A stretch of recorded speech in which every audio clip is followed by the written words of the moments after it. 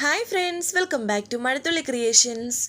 ഈ ചാനൽ നിങ്ങൾ ആദ്യമായിട്ടാണ് കാണുന്നതെങ്കിൽ സബ്സ്ക്രൈബ് ചെയ്യാൻ മറക്കല്ലേ. ചെമ്പകമംഗലത്തേക്ക് ഒരു ഓട്ടോ വരുന്നു. അത് ആരാണെന്ന് നോക്കാൻ മീനാക്ഷി പുറത്തേക്ക് ഇറങ്ങുന്നത് ജയറാമനും നന്ദിനിയുമാണ്. നന്ദിനിക്കാണെങ്കിൽ വലിയൊരു അപകടം പറ്റിയതിൻ്റെ അടയാളങ്ങളൊക്കെ കാണുന്നു. നെറ്റിയിലും കയ്യിലുമൊക്കെ മുറിവ്. രാജലക്ഷ്മിയും കൈമളും അവിടേക്ക് വന്നു. എന്താ ഉണ്ടായത് എന്ന് എല്ലാവരും ചോദിക്കുകയാണ്. ജയറാം പറയുന്നുണ്ട്, ഞങ്ങൾ റോഡ് ക്രോസ് ചെയ്യാൻ തുടങ്ങിയപ്പോൾ പെട്ടെന്ന് എൻ്റെ നേരെ ഒരു വണ്ടി പാഞ്ഞു വന്നു. എന്നെ രക്ഷിക്കാൻ വേണ്ടി ദേവി എടുത്തു ചാടി. അങ്ങനെയാണ് അവൾക്ക് ഈ അപകടം പറ്റിയതെന്ന് പറയുന്നുണ്ട്. അത് കേട്ട ഉടൻ തന്നെ രാജലക്ഷ്മി പറയുന്നുണ്ട്, പിള്ളേർക്ക് പുറത്തിറങ്ങാൻ പറ്റാത്ത അവസ്ഥയാണല്ലോ കൈമളേട്ടാ, ചുറ്റും ശത്രുക്കളാണല്ലോ. ഇത് കേട്ട് കൈമൾ പറയുന്നുണ്ട്, ഇത് ശത്രുക്കളാണോന്ന് അറിയില്ലല്ലോ. ഞാൻ അപ്പോൾ തന്നെ ഹോസ്പിറ്റലിലേക്ക് കൊണ്ടുപോയി. വലിയ പരിക്കൊന്നുമില്ല, കുഴപ്പമില്ല എന്നൊക്കെ ഡോക്ടർ പറഞ്ഞു.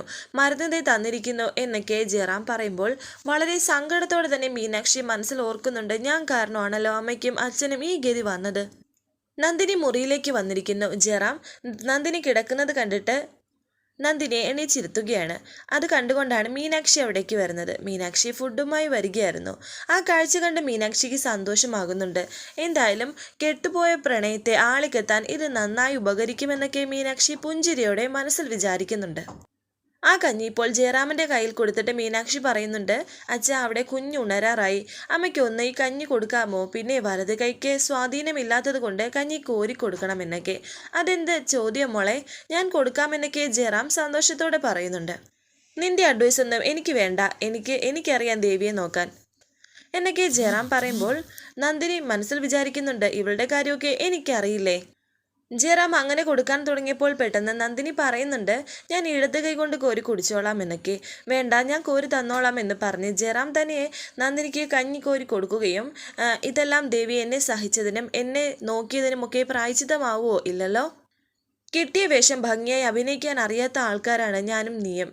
നാട്യം അറിയില്ല. ഇത് സൗഹൃദമായി കണ്ടാൽ മതി.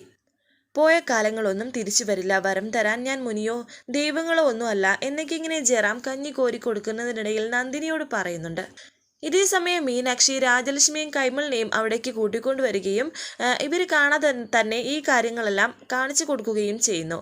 ആ കാഴ്ച കണ്ടതും രാജലക്ഷ്മിക്കും കൈമളിനും ഒരുപാട് സന്തോഷമാകുന്നുണ്ട്. വീണ്ടും ജയറാം നന്ദിനിയോട് പറയുന്നുണ്ട്, ഒരു വിളിപ്പാട് അകലെയെങ്കിലും ദേവിയുടെ മുന്നിൽ ഞാൻ കാണണം എന്നുള്ള ആഗ്രഹം മാത്രമാണ് എനിക്കുള്ളത്. ഇങ്ങനെയൊക്കെ പറയുമ്പോൾ അത് കേട്ടു നിൽക്കുന്ന മീനാക്ഷിയൊക്കെ കളിയാക്കി പറയുകയാണ്. പക്ഷേ അത് അവർ കേൾക്കുന്നില്ല എന്ന് മാത്രം. കുറച്ച് കഴിഞ്ഞ് കാർത്തി അവിടേക്ക് ഓടിക്കൊണ്ട് വരുന്നുണ്ട്. എന്നിട്ട് പറയുന്നു, ദൈവമേ എന്താ പറ്റിയത്? ഞാനൊന്നും അറിഞ്ഞില്ലല്ലോ ദൈവമേ, വേദനയുണ്ടോ എന്നൊക്കെ ഇങ്ങനെ ആകാംക്ഷയോടെയും വളരെ സങ്കടത്തോടെയും ചോദിക്കുന്നുണ്ട്. കുഴപ്പമൊന്നും ഇല്ല മോനെ, ഇപ്പോൾ പ്രശ്നങ്ങളൊന്നുമില്ല എന്നൊക്കെ നന്ദിനിയും പറയുന്നു. ഡോക്ടർ എന്തു പറഞ്ഞു എന്നൊക്കെ ജയറാമിനോട് ചോദിക്കുകയാണ് കാർത്തിക്. ഡോക്ടർ പറഞ്ഞ കാര്യങ്ങൾ ജയറാം കാർത്തിയോട് പറയുന്നു. സത്യത്തിൽ എന്താണ് ഉണ്ടായത് എന്ന് കാർത്തി അവരോട് ചോദിക്കുമ്പോൾ ഉണ്ടായ കാര്യങ്ങൾ ജയറാം അവരോട് പറയുന്നുണ്ട്. ഈ സമയം മാലതി മറഞ്ഞു നിന്ന് നോക്കുന്നുണ്ട്. ഇനിയിപ്പോൾ ഞാനാണ് ഇതിന് പിന്നിലെന്ന് അവരറിയുമോ എന്നൊക്കെ. ഇതെല്ലാം കേട്ട ശേഷം കാർത്തി ജയറാമിനോട് ചോദിക്കുന്നുണ്ട്, വണ്ടി നമ്പർ ഓർമ്മയുണ്ടോ? എന്തായാലും ഇത് പക്കാ കൊട്ടേഷൻ തന്നെയാണ്. എന്നാൽ വണ്ടി നമ്പർ ഓർമ്മയില്ലെന്നാണ് ജയറാം പറയുന്നത്. പെട്ടെന്ന് ആ ഒരു സ്പോട്ടിൽ ഓർമ്മയില്ല എന്നൊക്കെയാണ് ജയറാം പറയുന്നത്. ഇതെല്ലാം കേട്ട ശേഷം കാർത്തി പറയുന്നുണ്ട്, എന്തായാലും ഇതിന് പിന്നിൽ ആ ഇന്ദ്രജ അമ്മായി അല്ലെങ്കിൽ ആ ഫ്രോഡ് വൈശാഖ്. ഈ സമയം മാലതി വിചാരിക്കുന്നു, എൻ്റെ അമ്മ എൻ്റെ ചീട്ട് കീറുവോ, ഇവിടെയുള്ള എൻ്റെ ജീവിതം അവസാനിക്കുമോ എന്നൊക്കെ ടെൻഷനോടെ മനസ്സിൽ വിചാരിക്കുന്നു. ഇതിൻ്റെ ഉറവിടം എന്തായാലും ഞാൻ കണ്ടെത്തും. അല്ല, നിങ്ങൾ രണ്ടുപേരും കൂടി പുറത്തു പോയപ്പോൾ ഈ ന്യൂസ് അവർക്കെങ്ങനെ കിട്ടി?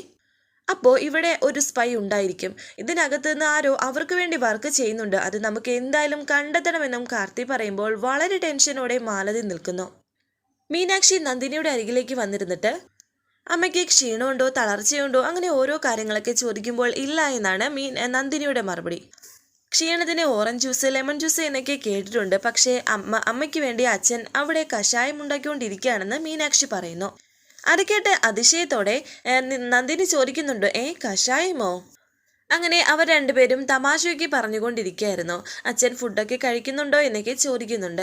ഇപ്പോൾ എൻ്റെ അടുത്തൊന്നും മാറത്തില്ല, രാത്രി ഉറങ്ങാൻ പോലും കൂട്ടാക്കില്ല എൻ്റെ അടുത്ത്, അങ്ങനെ ഇരിക്കുമെന്നൊക്കെ നന്ദിനി പറയുമ്പോൾ മീനാക്ഷി പറയുന്നുണ്ട്, ഇപ്പോൾ അമ്മയ്ക്കാണല്ലോ അച്ഛൻ്റെ കാര്യത്തിൽ ആകാംക്ഷ. ഈ സമയം രണ്ടുപേരും കൂടി തമാശ പറഞ്ഞുകൊണ്ടിരിക്കുകയാണോ എന്ന് ചോദിച്ച് ജയറാം അവിടേക്ക് വന്നു. കഷായം കൊണ്ടാണ് ജയറാമിൻ്റെ വരവ്. നന്ദിനിയെ നിർബന്ധിച്ച് ആ കഷായം കൊടുക്കുകയാണ് ജയറാം. ആ മരുന്നിനെ കയ്പുള്ളത് കൊണ്ട് അതിൻ്റെ കൂടെ കൽക്കണ്ടവും കൊടുക്കുന്നുണ്ട്. പണ്ട് ദേവി എന്ത് കഴിച്ചാലും അതിൻ്റെ കൂടെ കൽക്കണ്ടം കഴിക്കുമായിരുന്നു എന്ന് ജയറാം പറയുമ്പോൾ നന്ദിനി പറയുന്നുണ്ട് ജയേട്ടന് എല്ലാം ഓർമ്മയുണ്ടല്ലോ എന്ന്. അച്ഛനമ്മയോട് ഇത്രയ്ക്ക് ഇഷ്ടമായിരുന്നു അമ്മേ എന്നൊക്കെ ഇങ്ങനെ മീനാക്ഷി ചോദിക്കുമ്പോൾ നന്ദിനി മനസ്സിൽ ഓർക്കുന്നുണ്ട് ജയേട്ടന് എന്നെ ജീവനായിരുന്നു എന്ന്. ഇവളോട് ഞാനിത് എങ്ങനെ പറയുമെന്നൊക്കെ. എന്താ അമ്മേ ഓർക്കുന്നത് എന്ന് മീനാക്ഷി വീണ്ടും നന്ദിനിയോട് ചോദിക്കുന്നു. ജയറാം അവിടുന്ന് പോയ സമയത്താണ് ഇവരുടെ ഈ സംസാരം. ചില കാര്യങ്ങൾ എന്തിനാ പറയുന്നത് എന്ന് നന്ദിനി പറയുമ്പോൾ ചില സത്യങ്ങൾ പറയുന്നതല്ലേ നല്ലത് എന്ന് മീനാക്ഷിയും പറയുന്നുണ്ട്. വിധിക്കാത്തതൊന്നും കൊതിക്കാത്തതല്ലേ നല്ലതെന്ന് ഒരു പഴഞ്ചൊല്ലും പറയുകയാണിപ്പോൾ നന്ദിനി. മാലതി പുറത്തേക്ക് പോകാൻ തുടങ്ങുകയായിരുന്നു. അവിടെയാണെങ്കിൽ ഒരു വണ്ടിയും കാണുന്നില്ല. അങ്ങനെ പറഞ്ഞുകൊണ്ടിരിക്കുമ്പോഴാണ് വൈശാഖ സ്കൂട്ടറുമായി അവിടേക്ക് വരുന്നത്. മോനെ വൈശാഖെ, നിന്നെ കാണാനുണ്ടോ എന്നൊക്കെ ഇങ്ങനെ ഒരു സ്നേഹത്തോടെയുള്ള സംസാരമാണ് മാലതി വൈശാഖിനോട് സംസാരിക്കുന്നത്. ജഗദീശ്വരനെ പേടിച്ചിട്ടല്ലേ ഞാൻ അങ്ങോട്ട് വരാത്തത് എന്ന് വൈശാഖം പറയുന്നു. എൻ്റെ പൊന്നു മോനെ, നീ അങ്ങോട്ട് വരണ്ട. നീ എൻ്റെ ഒരേ ഒരു കൂടപ്പിറപ്പാണ്. നിന്നെ അവരെല്ലാവരും കൂടി വലിച്ചു വാരിയിട്ട് തല്ലുന്നത് കാണുമ്പോൾ എനിക്ക് സഹിക്കില്ല എന്ന് മാലതി പറയുന്നുണ്ട്. ഒറ്റയ്ക്കൊറ്റയ്ക്ക് വരട്ടെ, അപ്പോൾ കാണാമെന്ന് വൈശാഖ് പറയുമ്പോൾ മാലതി പറയുന്നുണ്ട് ഒറ്റയ്ക്കൊറ്റയ്ക്ക് വന്നാലും നിനക്കൊന്നും ചെയ്യാൻ പറ്റില്ല. ജഗദീശേട്ടൻ്റെ ഒരു കൈയുണ്ടല്ലോ, ഒരു കൈക്കേ ഉള്ളൂ നീ എന്നൊക്കെ ഇങ്ങനെ പറയുന്നുണ്ട്. ഭർത്താവിനെ ഒന്ന് പൊക്കിയതായിരിക്കുമെന്ന് വൈശാഖ് പറയുമ്പോൾ മാലതി പറയുന്നുണ്ട് ഞാൻ ആരെയും പൊക്കിയതല്ല, ഞാൻ പറഞ്ഞതേ ഉള്ളൂ. ചേച്ചി എന്താ ഇവിടെ നിൽക്കുന്നതെന്ന് ജഗദീഷ് പറയുമ്പോൾ മാലതി പറയുന്നുണ്ട് ഞാനിവിടെ ഒരു ഓട്ടോ കാത്തു നിന്നതാണ്, എനിക്ക് സ്കൂൾ വരെ ഒന്ന് പോകണമെന്ന് മാലതി പറയുമ്പോൾ വൈശാഖ് പറയുന്നുണ്ട് മൈഥിലിക്ക് സുഖമാണോ എന്ന്. നീ അവളുടെ കാര്യമൊന്നും ഓർത്തല്ലോ, നീ എന്തൊരു ദ്രോഹം അവളുടെ കൂടെ ചെയ്തത് എന്നൊക്കെ മാലതി പറയുമ്പോൾ വൈശാഖ് വിചാരിക്കുകയാണ് ഞങ്ങൾ തമ്മിലുള്ള അഡ്ജസ്റ്റ്മെൻ്റ് ഒന്നും ചേച്ചിക്ക് അറിയില്ലല്ലോ. ഭർത്താവിനൊപ്പം സന്തോഷത്തോടെ ജീവിച്ചിരുന്ന അവളെ പറഞ്ഞു മോഹിപ്പിച്ച് നീ അവളെയും കൊണ്ട് ഒളിച്ചോടി, എന്നിട്ട് അവളെ ഉപേക്ഷിച്ച് കളഞ്ഞു. അവൾക്കിപ്പോൾ കടിച്ചതുമില്ല പിടിച്ചതുമില്ല. പെണ്ണിൻ്റെ ശാപം കിട്ടിയാലുണ്ടല്ലോ. ചേച്ചി കഥയറിയാതെ ആട്ടം കാണുകയാണെന്ന് വൈശാഖ് പറയുമ്പോൾ വീണ്ടും മാലതി പറയുന്നു ഞാൻ കഥ അറിഞ്ഞു തന്നെയാണ് ആട്ടം കാണുന്നത്. പിന്നെ വീണ്ടും വൈശാഖ് പറയുന്നുണ്ട് അവൾ പുറത്തിറങ്ങാത്തത് എന്താണെന്ന്. അതെങ്ങനെയാണ് ഇറങ്ങുന്നത്, അവളുടെ കുഞ്ഞാണെങ്കിൽ പാലുകുടി മത്സരമാണെന്നൊക്കെ മാലതി പറയുന്നു. കൊച്ചിന് 20 പ്രാവശ്യമൊക്കെ ആ ദിവസം പാല് കൊടുക്കുന്നത്. പാലുകുടി തുടങ്ങിയതിൽ പിന്നെ കൊച്ചങ്ങ് വലുതായി എന്നൊക്കെ ഇങ്ങനെ മാലതി പറയുന്നുണ്ട്. ഏത് സമയം കുഞ്ഞ് കീറ്റലോട് കീറ്റലാണെന്നും പറയുന്നു. വീണ്ടും വൈശാഖ് പറയുന്നുണ്ട് ഇപ്പോഴും മൈഥിലിക്ക് എന്നോട് സ്നേഹം കാണും അല്ലേ ചേച്ചി. ദേഷ്യത്തോടെ മാലതി പറയുന്നു ചീ നിർത്തടാ, എന്താടാ നീ പറയുന്നത്. സ്നേഹം തീരാത്തൊരു ഗന്ധർവൻ നടക്കുന്നു. ഒരിക്കൽ കൂടി അവൾ നിന്റെ കൂടെ ഒളിച്ചോടുമെന്നാണോ കരുതുന്നത്? ഒരു കാര്യം ചോദിച്ചാൽ നീ സത്യം പറയണം. നിനക്ക് ആ ഇന്ദ്രേച്ചിയുമായിട്ട് എന്തെങ്കിലും ബന്ധമുണ്ടോ? സത്യം പറ, നിനക്ക് ആ ഇന്ദ്രജിയുമായിട്ട് എന്തെങ്കിലും ബന്ധമുണ്ടോ എന്ന് വീണ്ടും വീണ്ടും മാലതി ചോദിക്കുമ്പോൾ വൈശാഖിൻ്റെ മുഖത്തെ ആ ടെൻഷൻ മാലതി ശ്രദ്ധിക്കുന്നുണ്ടായിരുന്നു. വൈശാഖ് വിചാരിക്കുന്നുണ്ട് എന്തായാലും ഇവർക്ക് ആ ഇന്ദ്രജിയുമായിട്ട് നല്ല ബന്ധമുണ്ട്, അല്ലെങ്കിൽ ഇങ്ങനെ പറയില്ല. ഇപ്പോൾ മാലതിയോട് വൈശാഖ് തിരിച്ചു ചോദിച്ചിരിക്കുകയാണ് ഇന്ദ്രജിയുമായിട്ട് ചേച്ചിക്ക് എന്താണ് ബന്ധം? ചെമ്പകമംഗലത്തെ രഹസ്യങ്ങളെല്ലാം ചോർത്തി കൊടുക്കുന്നത് ചേച്ചിയല്ലേ? ഇത് കേട്ടതും മാലതി പെട്ടെന്ന് ഒന്ന് പതറി.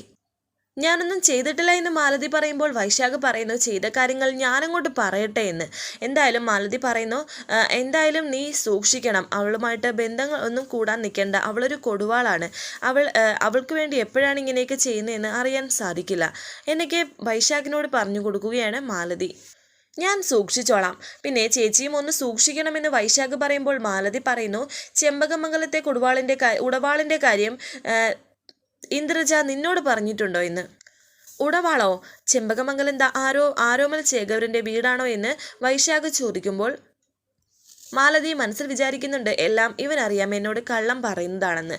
ഇതേ സമയം വൈശാഖ് മനസ്സിൽ വിചാരിക്കുന്നുണ്ട് കാര്യം എൻ്റെ ചേച്ചിയാണെങ്കിലും ഇവരെ പഠിച്ച കളിയാണ്. ആ സമയത്താണ് കാർത്തിയുടെ കാർ അതുവഴി പോകുന്നത്.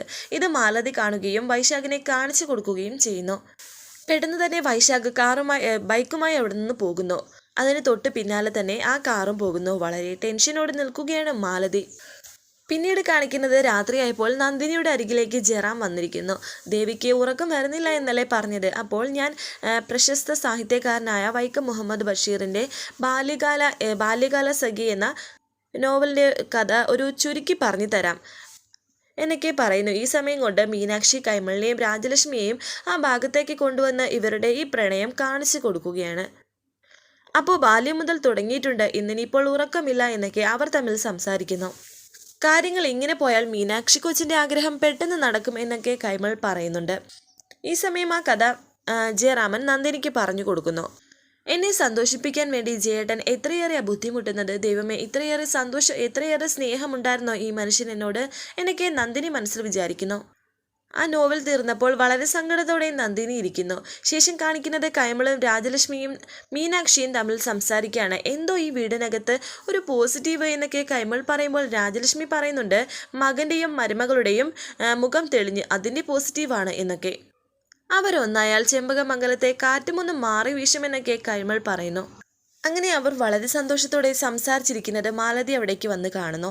ഇതൊന്നും മാലതിക്ക് അത്രയ്ക്കങ്ങോട്ട് ഇഷ്ടപ്പെടുന്നില്ലായിരുന്നു. വരാനിരിക്കുന്ന പുതുപുത്തൻ എപ്പിസോഡുമായി വീണ്ടും കാണാം. Thank you for watching. Please subscribe, like, share my channel.